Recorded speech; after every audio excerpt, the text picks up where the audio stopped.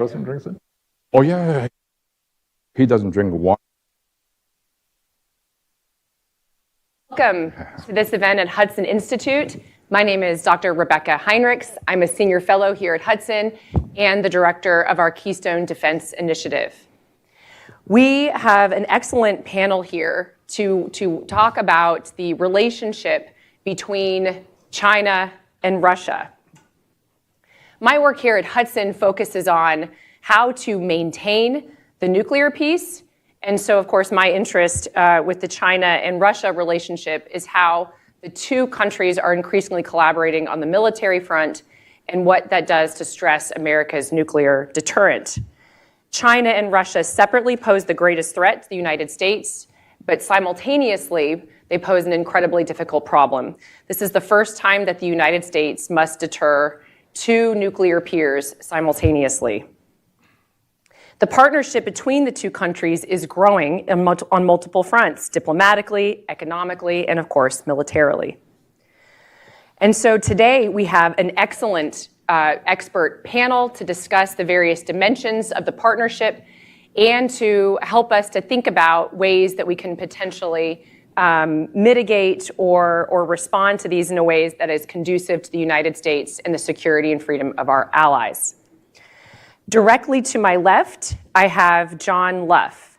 He's a geopolitical expert with a background in Russia and Eastern Europe, whose 35-year career has spanned the worlds of business diplomacy and research. Before moving to the Nest Center, he was a partner at Highgate, a leading London-based strategy consulting firm. Since 2009, he's been an associate fellow with the Russia and Eurasia program at Chatham House, London, where he has written extensively on a wide range of issues related to Russia and Ukraine. And he leads Nest's center work, the center's work on foreign policy issues. I thought this was very, very interesting and noteworthy. He spent 6 years with NATO, managing information programs aimed at Central and Eastern Europe, including a posting to Moscow where he set up NATO's information office in Russia. He was the first alliance official to be permanently based in Russia from 1995 through 1998.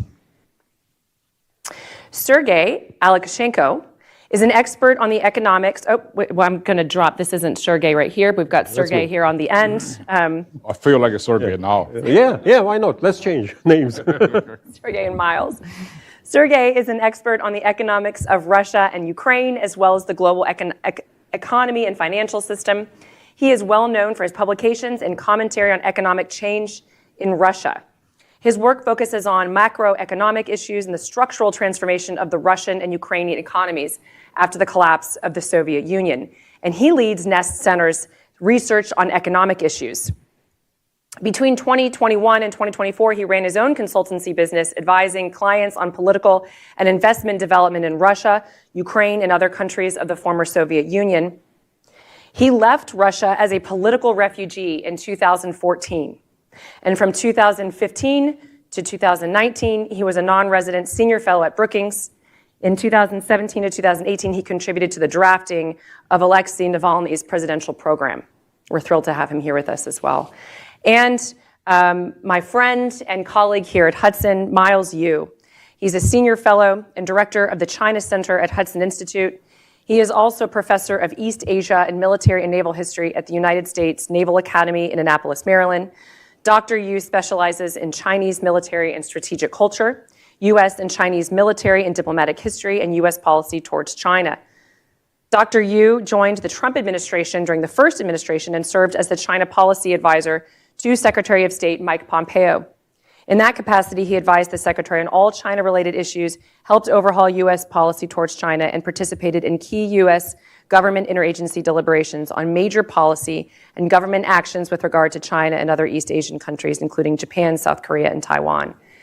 I think it's not an overstatement to say that the United States really getting on much sounder footing in deterring China and understanding the Chinese Communist Party is really owed to the work of Dr. Yu, and so I'm thrilled to have him here with us today as well.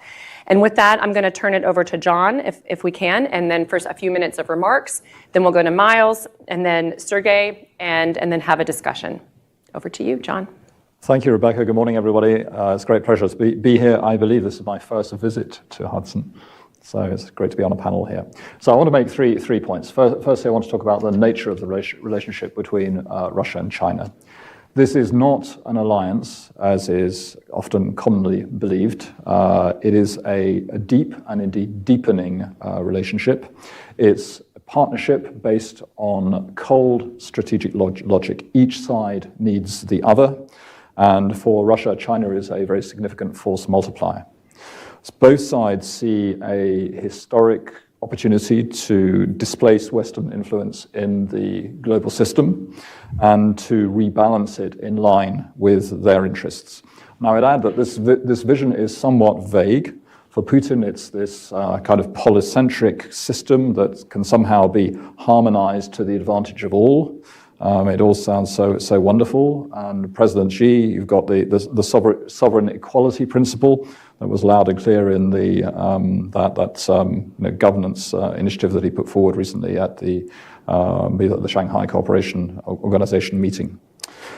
Both talk about the need for greater democracy in international relations, not something that applies at home, of course. But there are, I think, important differences too between them. Firstly, Russia is, in its current form, is attracted by disorder and is happy to embrace it. It's in a hurry to change this sort of international constellation. Meanwhile, it seems to me that China prefers a slower and more ordered approach to change. So I think there's actually quite a sort of fundamental difference there. And one should add also that for all this sort of bonhomie between the two leaders, there is an underlying distrust between Russia and China, and it's quite significant. I think the Chinese intelligence services are very active, it seems, in Russia. Most of the arrests of Russian academics and others in recent years have been, in fact, related to accusations of cooperation with the Chinese side or of recruitment by the Chinese side. So that's quite an interesting sort of dimension to this relationship. My second point is that Putin at the moment is sitting pretty. He believes he can win the war in Ukraine quickly, and he sees the erosion of the transatlantic link being, I think, at a sort of reasonably advanced stage. He's not afraid of more US sanctions, and he sees the possibility for a reset with the United States on the basis of a pragmatic relationship. And this promises to lead to the emergence of effectively a tripolar world, with Russia as a kind of geopolitical pivot between the US and China. And I think from the Kremlin's perspective, this is achievable without having to give too much away. So in that sense, I think Putin feels quite confident and sees that he can both bring value to China, but at the same time retain a voice for Russia in this I suppose, constellation that may emerge. So my third point is that the notion of this reverse Nixon strategy is, of course, a fantasy. Why would Russia want to turn away from China when it currently receives so much benefit from that relationship? The distrust in the United States is far greater than it is towards China. And there's no doubt that the Kremlin retains a perception of the US deep state. It doesn't believe, I think, fundamentally that this is going to go away anytime soon. And then you have the Chinese support for the war in Ukraine, and this is absolutely vital. And I don't think Russia would be fighting the way it is today if China had not been behind it. And it's not just a question, of course, of buying crude oil from Russia, but also the provision of these dual-use technologies. And somebody pointed out to me a while back that when Russia built its defensive lines after the Ukrainian counteroffensive of late 2022, there was something like, I think, 2,000 bulldozers that were delivered from China to the Russian Federation, and that led then to the construction of this so-called Surovikin line. So those technologies, a variety of them, of course, now being used in the Russian drone industry, are very, very important. But there have been more banal things as well, hence the reference to the bulldozers. But Beijing definitely does not want to see Russia defeated in this war. I think it's absolutely clear, and they've even said as much. So the eternal question in Russia, what is to be done about this? Then I I'm not somebody who is in a position to offer strategic advice to the government of the United States, but I would say that if the war in Ukraine can be ended, I think that will take some of the short-term impetus out of this relationship and this very strong need to cooperate. And in fact, then raise perhaps broader questions on both sides about where all this is going and in fact, what is achievable. Thank you. Miles. Thank you, Dr. Heinrich, and you've always been a leader in the nuclear strategy and issue here, and also a good friend. So this actually, participating in this panel brightened my day, because this morning I was rather down because I was waiting for a call from Nobel Committee from Norway, but the call didn't come, so I feel, but this is bright light. Now here's the thing, Russia and China, well, over the last about 100 years or so, the world was kind of, we have been living in some kind of dichotomy, if you will. It's like a great divide. That is, roughly, you can translate into some kind of two camps, right? East and West. So that is, for much of that period, this two-camp system, dichotomy, manifests itself in the form of the Western democracy versus communism. So, and then let's just, if you were in use Hollywood parlance, is good guys versus bad guys. So today we're going to focus on the bad guys side. So for much of this period, the bad guys basically was led by the Soviet Union. Leadership of the communist movement on that camp was unchallenged until somewhere after Stalin died, the middle to the late 1950s, and China said the Soviet Union was not really tough enough. They were not good. So China wants to take leadership. So that ethos of Russia and China competing for the number one bad guy has always been the kind of mentality.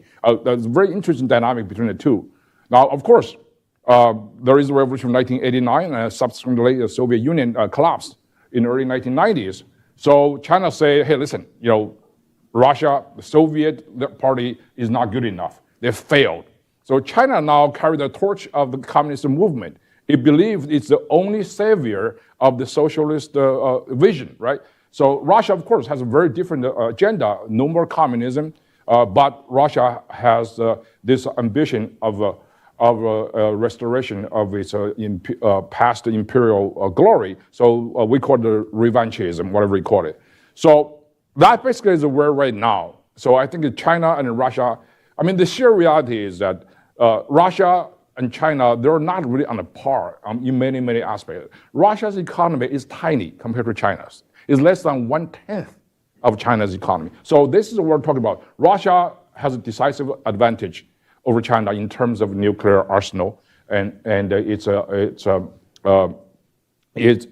basically in that area. But in the conventional arena, China also surpassed Russia in many aspects, right? It's the technology and it's the military advancement. So, but there's something very common among these two. Number one is what unites the two is no longer communism versus democracy. Rather, it's basically anti-West sentiment, as John said very eloquently earlier.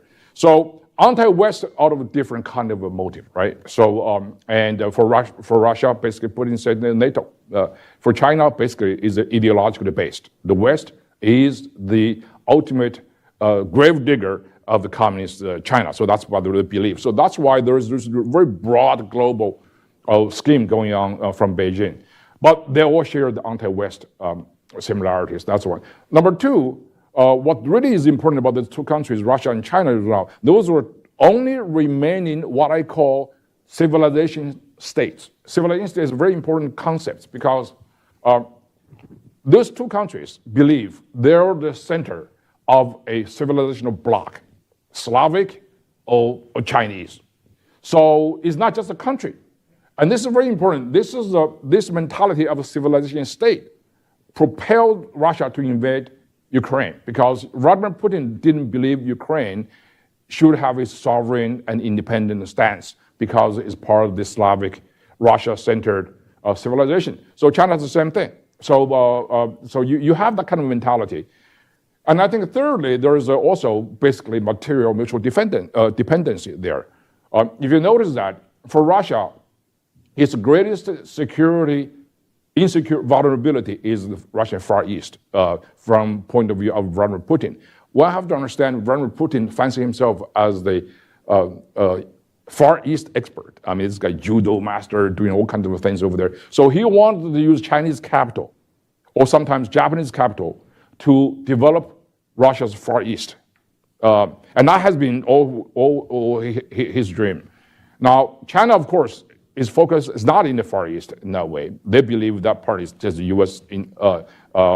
Sphere of influence. China eyes Europe and the Middle East and Central Asia. That's the official impetus, or the initial impetus for the Belt and Road Initiative. But the two actually try to converge. And that's why you see the mechanism is energy. And so Russia, Putin was the guy who was pushing China to sign all kinds of energy bills. Since 2014, there were 5 gigantic energy and gas bills between China and Russia. So 2014 one was $400 billion, right, for 30 years. And then it all has something to do with the building Siberia pipeline. China was very reluctant to do, so which constantly put Putin, make Putin to go to Beijing and to push for the concrete implementation of that. Of course, there's also a price to pay, and there's kind of a horse trading, quid pro quo. Remember, days before Vladimir Putin invaded Ukraine, and Putin was in China, signing another bill in February 2022, a gigantic gas bill. So this is kind of an unlimited friendship talk at the time. So what I'm saying is that there is mutual defense. Now there's a lot of difference over there. I agree with John completely. China and Russia share some very different global perspectives. Russia, in my view, wants to gain global relevance. China wants to gain global dominance. There's a huge difference over there. So, and also Putin and Xi Jinping, for example, these two were men of enormous egos. So there's a clash of ambitions. Even though they share broad anti-West ideology, they share broad logic of aggression. Or Taiwan and Ukraine, the same kind of logic of aggression. But they have a different vision over there on their ego. Very much like Hitler and Stalin. I mean, at times they work together, right? They signed this treaty in 1939. And of course, ultimately, they're going to have some kind of fundamental clash. The clash also centers on, it also has something to do with the legacy of history, because Russia has a lot more friends, traditional friends, developed during the Soviet era. In the Chinese neighborhood, all of Russia's traditional friends are Chinese adversaries. They hate China. India and Vietnam, for example. So this is very important. And I think that Russia does not want to abandon that part. And Russia has also a very strong relationship with the ASEAN countries. Remember, in February 2016, ASEAN, all of the heads of state of the ASEAN countries went to Sochi for a ASEAN-Russia summit. And if you read the Sochi Declaration, they call it, and it's really, really interesting because they talk about, this is at the height of the Chinese-Filipino debate. There's controversy in the court case in The Hague. So, and in this atmosphere, I mean, the Sochi Declaration said, we're going to uphold the freedom of navigation, we're going to respect territorial integrity, we're going to basically no use of force to settlement in the South China Sea. That's all in China. So they share that part of it too. So that's different. That's why you see every time Russia sell weapons to China, and Russia sells the exact same weapons to Vietnam and India, with which to counter China. So that's a very interesting dynamic. So they have a different different approach. And I think it also about the reverse Nixon-Kissinger, we don't have to exaggerate the degree to which Nixon and Kissinger were brilliant. I mean, the whole idea of Kissinger, not reverse, the Kissinger approach to China is a fantasy. If you know, 1971, 1972, what was Nixon's pre-occupation. They were not the Soviets. It was the Vietnam. So the entire motive, impetus for Nixon administration to go to China was to ask China to help China just get out of Vietnam so Nixon could win 1972 re-election. It was the Chinese, Mao Zedong and Zhou Enlai in particular, that want to elevate this kind of transactional deal with the United States to a much more strategic level, because China and the Soviet Union were almost at war with each other. 2 years before that, they actually almost went to the war, right? So you see, China wants to play. It's Nixon and Kissinger keep saying, we play the China card very brilliantly. That's not true. The reverse is true. China played the American card much, much more brilliantly than Nixon, Kissinger claimed themselves. So that's one of the reasons I don't think is going to work with that. If there's any kind of reverse Nixon Kissinger type of this, I think the initiative will come from Russia, not from the United States. And if you recall, I hate to cite this incident. I'm sorry, it took too long, but one final note. If you pay attention, in the immediate aftermath of the Ukrainian invasion, Tucker Carlson went to Moscow, had a several-hour-long, very long interview with Putin in the Kremlin. And at some point, Tucker Carlson asked Vladimir Putin, why do you, Mr. President, make Russia the enemy of the West? Does anybody remember what Putin, how he replied? He said, well, we don't want to make Russia, the enemy of the West. As a matter of fact, we're not the enemy of the West. China is. That was an astonishing reply. Okay, I'll just end right there. Thank you, Miles. Sergey? Me. After this brilliant presentation, Thank you. I have to talk about some boring, about economics, about numbers, about money. But I remember from my childhood I was raised in the Soviet Union, as you can remember, this fight between good guys and bad guys. Of course, Soviets were good guys. Americans, they were bad guys. They were bad guys. They defeated us in ice hockey in 1980, so we cannot forget it. I grew up in communist China, so when we grew up, we came, don't waste any food because look at it, the starving children in the United States. Yeah, correct. And talking about economic relations about Russia and China, I will split it in three parts. First is trade, and the second is investment, and third is technology. On trade, nothing strange is going on. You talked about gas and oil deals, but we with John had our history in the beginning of 2000s. Strangely, in the private business, we were participating in the joint stock company owned a huge gas field near Irkutsk in eastern Siberia in Russia. It's independent. It was independent, owned by Russian oligarchs. And we dreamed about agreeing with China on export gas to China. It was 2000, 2001, 2003, well before Putin went to China. And the idea of oil pipeline to China from eastern Siberia was originated by Mikhail Khodorkovsky in 2002 in Yukos, well before Putin thought about this. So for Russia, Russia is a country that is exporting natural resources, commodities. That is the basis. Oil is primary resource, and all the rest is, up to 80% is oil, gas, metals, wood, pulp, grain, so that's it, fertilizers. And nothing strange was with gas and oil pipelines, because historically Russia, Soviet Union exported them to the West. And it was dependence. Not only Europe dependent on Russian gas and oil. Russian economy dependent on European market as well. And that's why Russian oligarchs, they were looking forward, saying we need the second leg. Our oil and gas fields are moving to the east, and we need to find the exit to the eastern market, to China, dominantly. In the beginning of the 2000s, it was visible that China is growing up and that China needs resources. And here's the basis that Russian economy and Chinese economy, to a great extent, they're complementary. Russia is a huge exporter of commodities and natural resources. China is short in natural resources. China is desperately looking for natural resources all over the world. And two countries having a huge common border, very simple logistics, not dependent on maritime traffic that could be cut by NATO or by someone else. So why not to trade?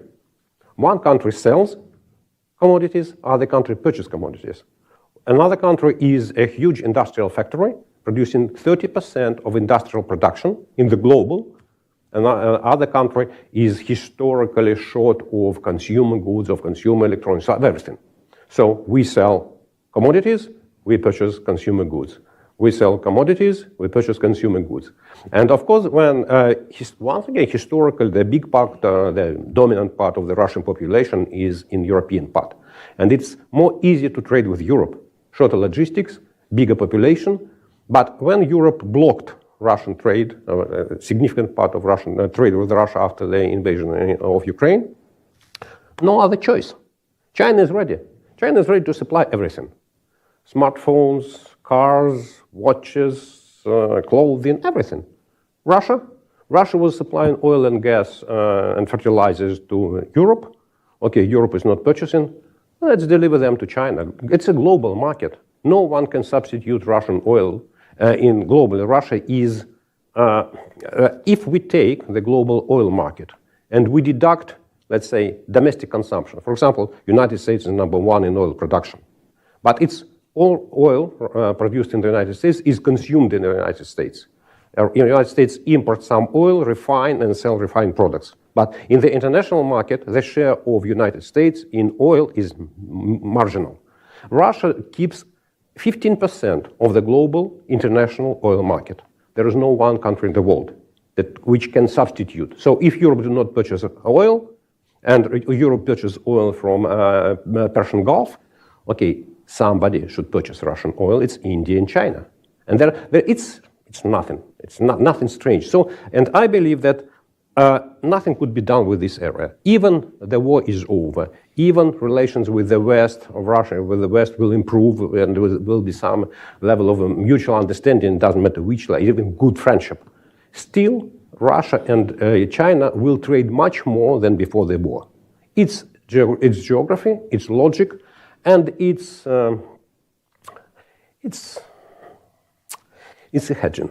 It's a hedging of something may strange. If Europe cut trade with Russia once, it could cut trade twice. Let's keep two legs, Europe and China. So I see nothing strange in trade relations between Russia and China, and they will stay strong.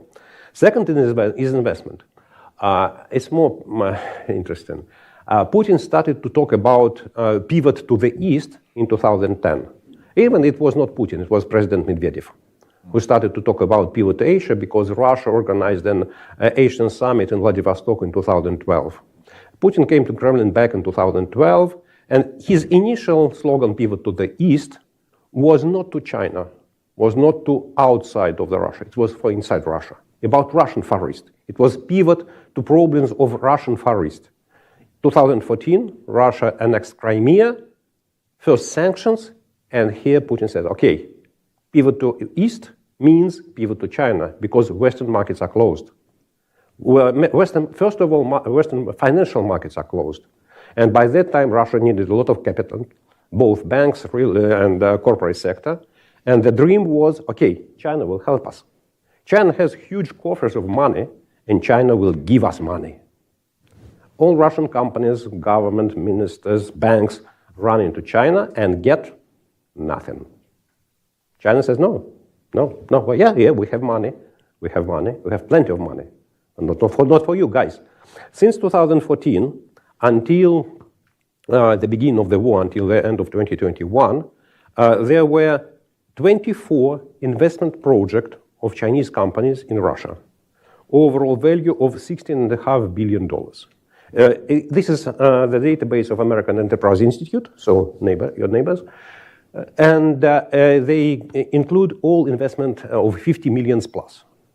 So out of this $16 billion, half, $8.5 billion, were three particular portfolio investment in liquefied natural gas, LNG, in northern part of Russia, and petrochemical company in Sibur. So all the rest, 21 projects for $8 billion in 8 years. It's about nothing if we remember that China invested in the world more than, I don't know, there are debates, 1 trillion, $1.5 trillion, $2 trillion. So Russia is not the place for Chinese money. China is not ready to inject money in Russia. Why? Very simple. We don't need competitor. If we give you money, if we give you our technology, what will you do? You will produce the same goods as produced Chinese economy, and you will compete with us. We are not interested in this. And because of that, the third part, the most interesting, historically, the Russia, Soviet Union, Tsarist Russia, technologically were dependent on the West, on Europe and the United States. All Stalin's industrialization was built by Americans and Germans. So historically, Soviet economy, Russian economy purchased technology, know-how, capital, not like money, but like technology and knowledge from the West. Since the beginning of the war, this is closed, shut down, sorry. And, okay, China, will you supply us any technology? No, says China. China said, look, economic benefits, it's not about technology. Economic benefits, you can sell your goods and purchase our products. That is the benefit of the trade. That is the future of Chinese and Russian relation. So, and if we talk about what could be done, further on, is there any way for the US administration to make a pressure on Russia-Chinese relations? It's about technology. Yes, if the economy has no access to investment in technology for 2, 3, 5 years, you can see no result. So statistically, no evidence. If it is 10 years, lack of investment is technological degradation. So when the war is over, and when the dust will disappear, the fog of war will disappear, Russia will start to dream about access to technology. And here's the bargain coin for the West, for the US. Okay, we have technology. You need technology. Let's think about this. So, thank you. Wonderful. I'd like to, I want to press a little bit on this theme of China's interest in Russia's war against Ukraine. Because I think, John, you raised a really interesting point about how if that war ends, that there might be a potential opening where the two of them may not have such a motivation to continue working together. But isn't China highly motivated in Russia continuing the war against Ukraine? And because there seems to be, and the reason I think this is important, because sort of there is this American persistent thought, and it was really prominent during the Biden administration, less so during the Trump administration, but definitely during the Biden administration, that perhaps we could get China to pressure Russia to end the war in Ukraine. Why is that not a useful framing and way for the United States to expend its diplomatic energies? Well, I think up until relatively recently, from a Chinese perspective, it was useful to see the United States and its allies distracted by Ukraine. But now with the reduced interest from Washington in, how shall I put it, diplomatically European affairs, then I think that calculation has to change. I think from the outset, the Chinese were definitely not expecting a long war. Putin undoubtedly informed the Chinese about his intentions, but as we know, he was expecting something very brief, and he felt he had everything on his side, and the Ukrainians would just cave in. So China has, I think, had to, I suppose, accustom itself to the fact that Putin's word in this case was not reliable. So he was misinformed, and that probably tells us a little bit about, again, I've had a suspicion for a long time, and this goes back to the days when, in fact, Sergei and I were involved in this gas business, trying to get East Siberian gas to China and beyond. That certainly when I was talking to the Chinese side at the time, so over 20 years ago, there was this sense that the Russians were really not very good at strategy. And I think that this sort of rather patronizing attitude, if I may put it that way, towards the Russian counterparts. So, seeing this an extraordinary strategic blunder that Putin has made, and Sergei's referred to the technology problem that Russia now faces. I mean, Sergei, I would suspect this has put Russian economic development back by at least a couple of decades, if not more. that these are the consequences. If you're looking at this from the Chinese perspective, you think, why would a country do this? Why would you do this to yourself? So I think that there's this sort of underlying kind of friction or maybe disbelief the way Russia's played its cards. But look, it's got itself into this situation. China most certainly doesn't want to have a failing state on its borders. And so, some of this enthusiastic talk, particularly at the start of the war, that Russia could be defeated, it might break up, and all that sort of thing. Well, that's hardly an attractive recipe for China, is it? It doesn't want another North Korea. So it's pretty much, seems to me, morally bound to give Russia the support it needs, so it doesn't lose. But what should the outcome be? I personally think that China is actually very interested in the reconstruction of Ukraine. Which is interesting then, because that was part of the condition for the Trump administration's effort for the minerals deal in Ukraine, is that none of the countries that contributed to Russia's war effort should have anything to do with Ukrainian reconstruction. Yeah. So Miles, you would comment on this? Yeah, this is a very interesting question. It's the world has to understand China is a country of opportunism. You look at it. Now, you talk about the Ukraine, the war in Ukraine, definitely. China right now is playing the role of either mafia don or puppet master, because it needs the ultimate bad guy visually to the world to take the bullet for China.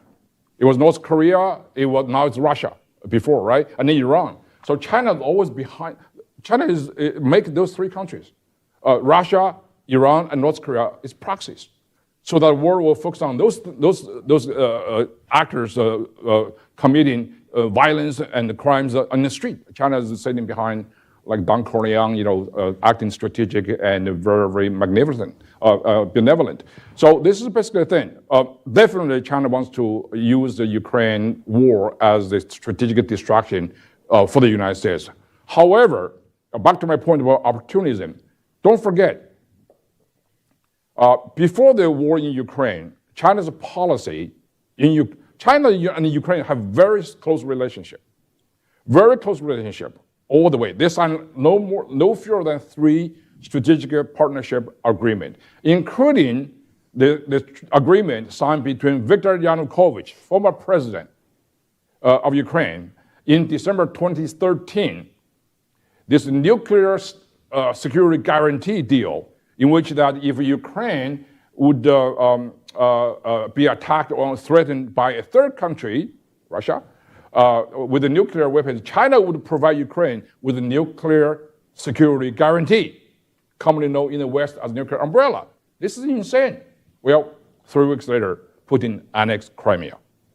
So, and then if you look at the weapons warehouses in the People's Liberation Army in China, virtually every major weapon platform come from Ukraine for over 20 years. Russian design and from nuclear. So that's at a fraction of the price. Vladimir Putin, so one of the major income of this economy is weapon sales. So China sabotaged Vladimir Putin's major money source. So that's why he was mad at China, mad at Ukraine for a long time. So, if you go to China, the heavy engine bombers, it's the first aircraft carriers, the missile technologies. You go to China, there are a lot of Ukrainian villages over there. A lot of Soviet-trained Ukrainian weapon experts live in China. They've been there for decades, right? So that's why before the war in Ukraine, China basically was very anti-Russia in a very subterranean, furtive way. Because Vladimir Putin's dream of competing with the West economically is his grand design, something called Eurasia Economic Union. There are 4 core members of that union, led by Moscow, of course: Russia, Belarus, Ukraine, and Kazakhstan. Over the last 2 decades, China has been consistently undercut. They bought out much of the Kazakhstan, China, and then Ukraine was the crown jewel of the Vladimir Putin's dream for the future. So that's why there's a lot of stuff going there. And then the war in Ukraine started 3 years ago.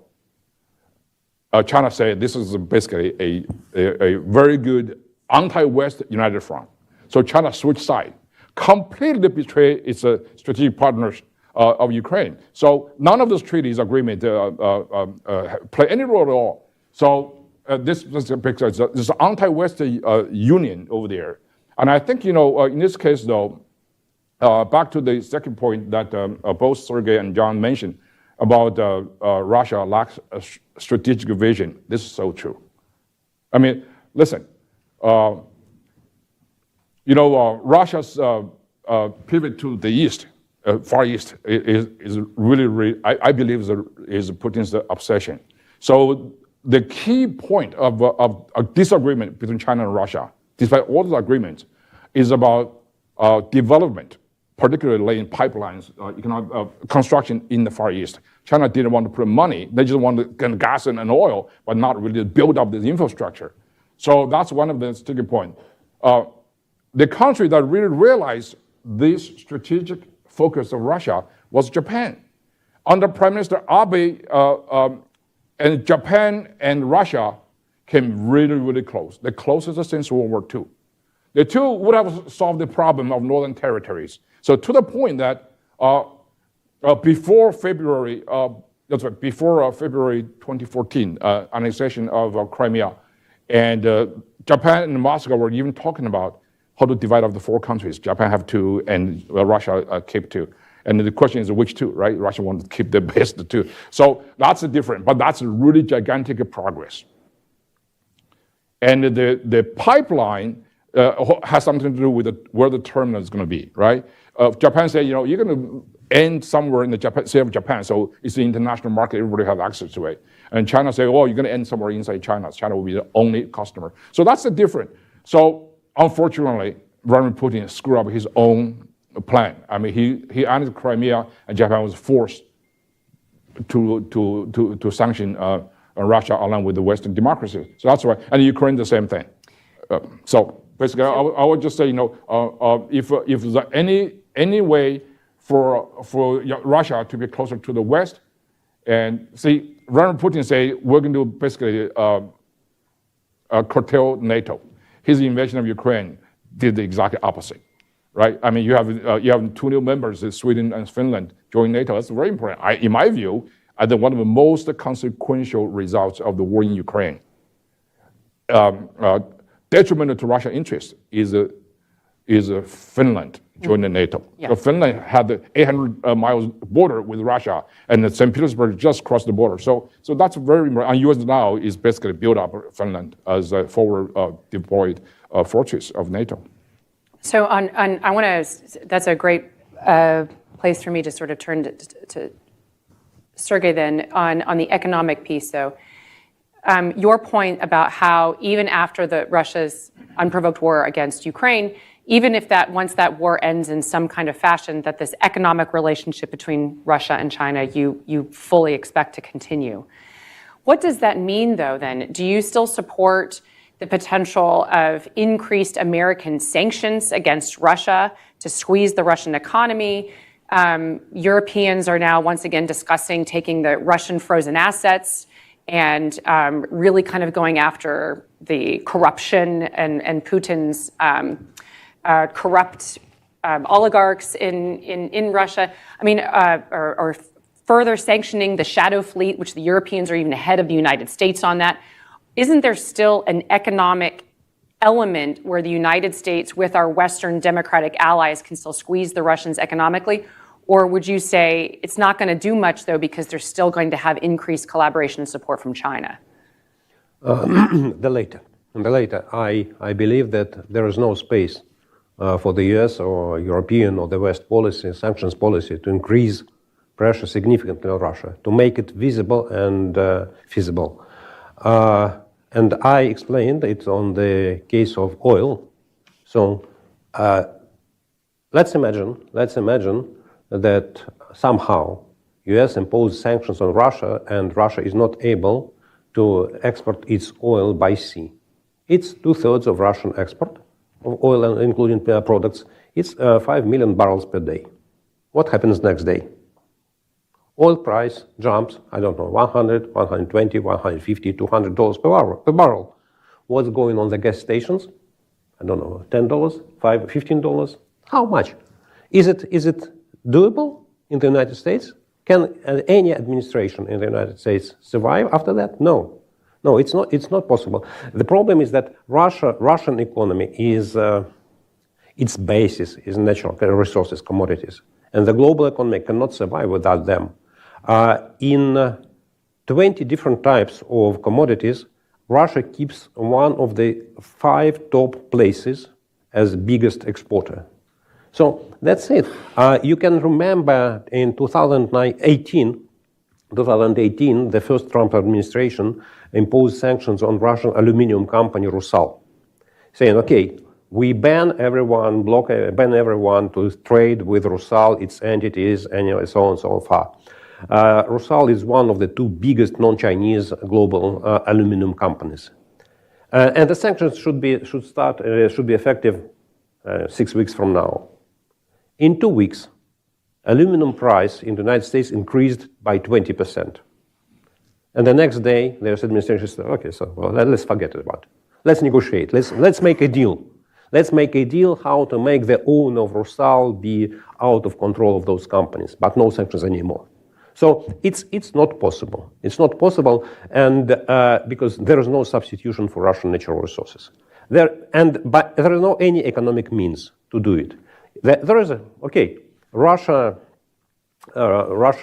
violated international maritime law in Azov Sea, in Kerch Strait, and Black Sea. Okay, you want to block Russian sea export of oil, maritime export of oil? Okay, block Danish Straits. Put, 3 U.S. Navy's ships in the Straits, no tankers in and out of the Baltic Sea. It's the core export facilities of Russia in Baltic Sea near St. Petersburg. It's very simple, no sanctions, just a blockade of Cuba in 1962. It's doable, it's easy, but $15 per gallon on gas stations around Washington, D.C. That's the price. That's the price of the question. About frozen assets, you haven't mentioned that I'm a former central banker. I was the first deputy governor of the Central Bank of Russia in mid-90s. And one of my first duties there was to analyze the security position of Russian foreign exchange assets abroad of the central bank. And the unanimous conclusion was that, okay, assets of the central bank are free of any legal disputes. So no one country can take assets of the central bank. Confiscation of assets is doable. It's a part of criminal law. It may be punishment if the crime is occurred on territory of the country. Russia's central bank assets are held majority in Belgium. So what is the law, criminal law, violated by the Central Bank of Russia in Belgium? That you may say, okay, Central Bank has violated some criminal law, and because of that, we confiscate its assets. No, it's not possible. It's not possible. So I do not believe there is any way to increase economic pressure. And it's not about the war. It's not about the war. For Putin, up to now, economy is not a reason to rethink his opportunistic ambition to invade of Ukraine. It was very opportunistic. It was very simple. It was 3-week invasion, like Budapest in 1956, like Prague in 1968, like Afghanistan in 1979. So Afghanistan was 10 years war after that. But initially, it was just in 3 days invasion, and that's it. It was very simple. Crimea, 3 days, and it's done. It's very opportunistic. But it's about war. It's not about economy. I mean, I would just say that, but the Russian economy is doing so poorly. I mean, to your point, John, part of China's now potentially looking at Russia as a bad bet is that Russia has made such a terrible calculation for its reckless invasion of Ukraine. It is suffering economically. You do have this now addition of Finland and Sweden to the NATO alliance. Arguably, after the last NATO summit, the Trump administration has essentially switched and is now sort of really focusing on the increased lethality and strength of NATO. It seems to me that all of this has been such a bad consequence for Russia, which may create an incentive for the Chinese to sort of back away from this strategic partnership. Is that overly optimistic? I'll let you kind of think about that. And I do want to get time for questions. So I'll let you kind of think about that. Does anybody have a question sort of ready to go? Tom, I'm sure you do. Yeah. Yeah, I'd like to ask Sergey about his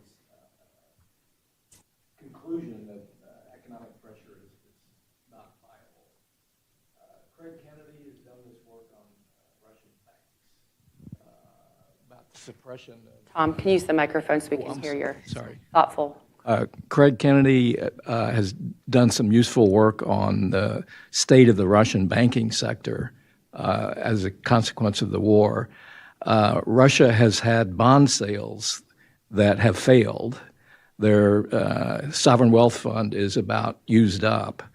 So my question is, will China, and maybe Miles will weigh in on this too, does China have any interest in helping out in solving those financial problems in Russia? I mean, Anders Ostlund and others have concluded that 2026 is going to be a year of real difficulty.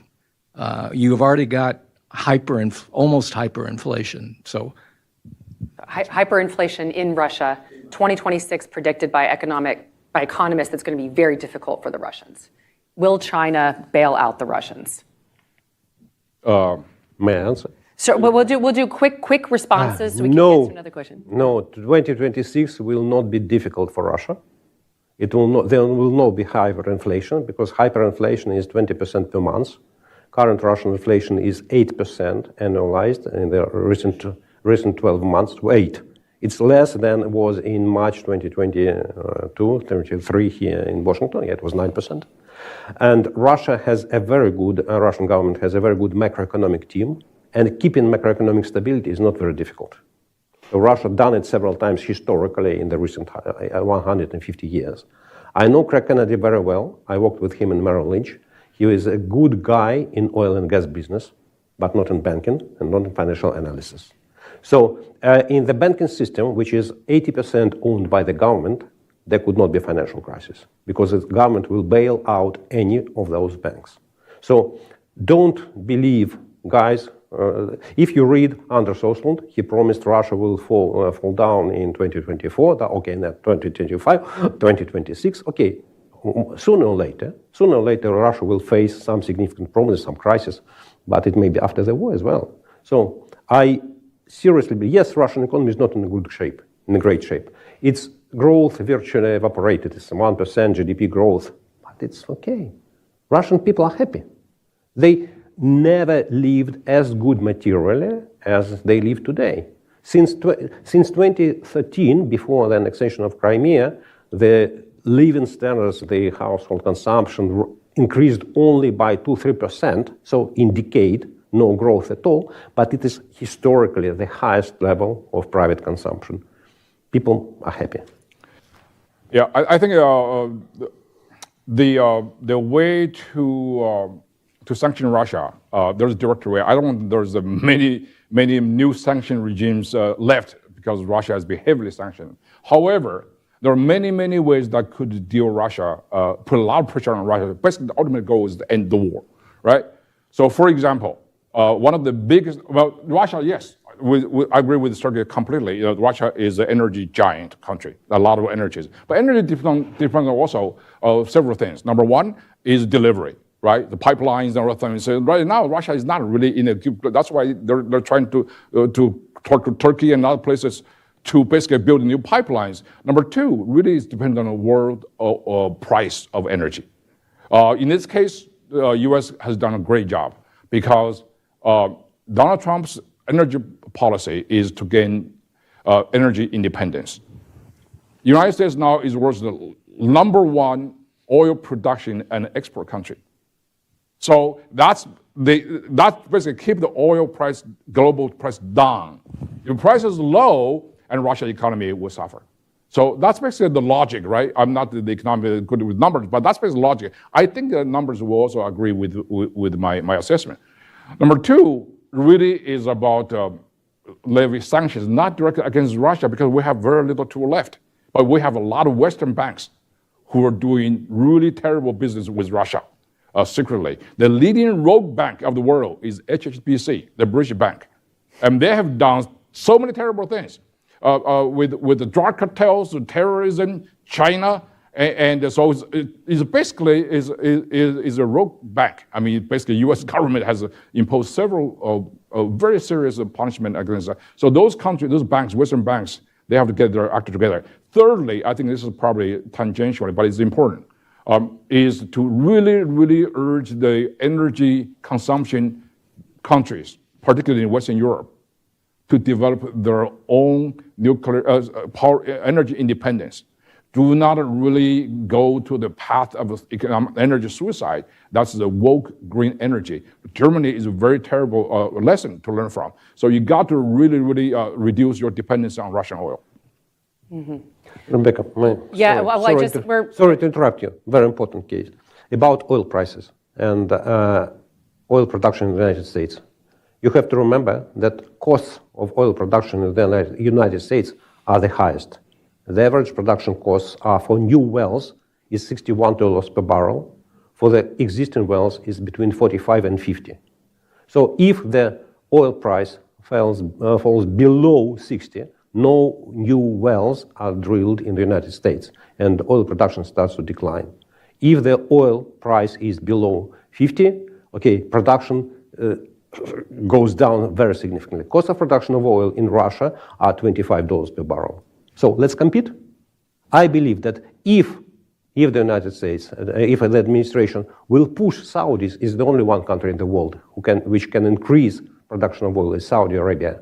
If they inject another 2 billion barrels of oil in the international market, the oil price will fall to 50, and the United States will suffer first. Okay. Not Russia, but the United States. I don't drive an ICE car anymore. I drive electric cars, but I do pay attention to how much money I'm saving from the internal combustion engine cars. So that's why the prices, as far as I've seen, keep it very reasonable and even down. So yes, cost is more, but the factor is that the United States, as long as we don't buy oil from internal market, the price will go down because we're independent energy-wise. So that's what I'm saying is it could work. John, I want to give you just a couple minutes of last thoughts, and then I'll moderator's privilege to close us out. Okay, very good. Rebecca, I'm going to come back to the question you asked there about the bad bet argument. And I think you can construct here a counter-thesis, unfortunately, which is that if you look at what's going on in Europe at the moment and the United States from both a Chinese and a Russian perspective, you can say you've got this degree of polarization. You've got a loss of overall strategic vision. Is this alliance still really alive and kicking? Yes, we had the NATO summit that was reduced to about a morning so that we could keep the alignment around defense spending, but nobody wanted to go beyond that. So I do agree that Finland joining NATO is a really big deal. And I think on the Russian side, they're still struggling to understand how this happened. But the question remains of just how cohesive are we, and are we going to be over the coming years? And we can see the far right on the march in several European countries, including my own at the moment, with, again, an agenda that doesn't align with what we've traditionally known about having to contain Russia. In fact, look in Germany, you've got some actually very friendly voices on both on the far right and the far left when it comes to the question of Russia and support for Ukraine. So there is I would like to believe in your initial thesis, but I think we have to consider very seriously the other side of the question. Yeah, I think that I think there's great opportunity here. I mean, it's from hearing my panelists, my colleagues here, a few things to consider, and that's that one, that the United States must understand the growing collaboration between these two authoritarian countries, that the motivating factor that makes them hostile to the United States and our Western allies is this anti-Western sentiment. And so in order for the United States and NATO, the Japanese, the South Koreans, the Australians, to contend with this is to pool our own resources, our own markets, and to increase that solidarity. And sort of this notion that the United States is going to try to potentially reset with the Russians in order to peel them off of the Chinese is a fool's errand. That it makes much more sense to increase solidarity with NATO, to make sure that the promises, the commitments made during the NATO summit are fulfilled, and that the United States further continues support for Ukraine and make sure that Ukraine succeeds as an independent sovereign democracy, ends Russia's war there, or at least enables Ukraine to have battlefield successes to freeze the war on terms that are acceptable to Ukraine so that we can bolster the Eastern Central Front of the NATO alliance, and then out-compete China in all these other ways. And basically, you try to make China a bad bet for the Russians and Russia a bad bet for China. And that may present the best opportunity for the West and for free societies to maintain the peace and to strengthen our own advantages. So thank you so much for that very, very interesting conversation. Thank you all for being here. Please join me in thanking our panelists.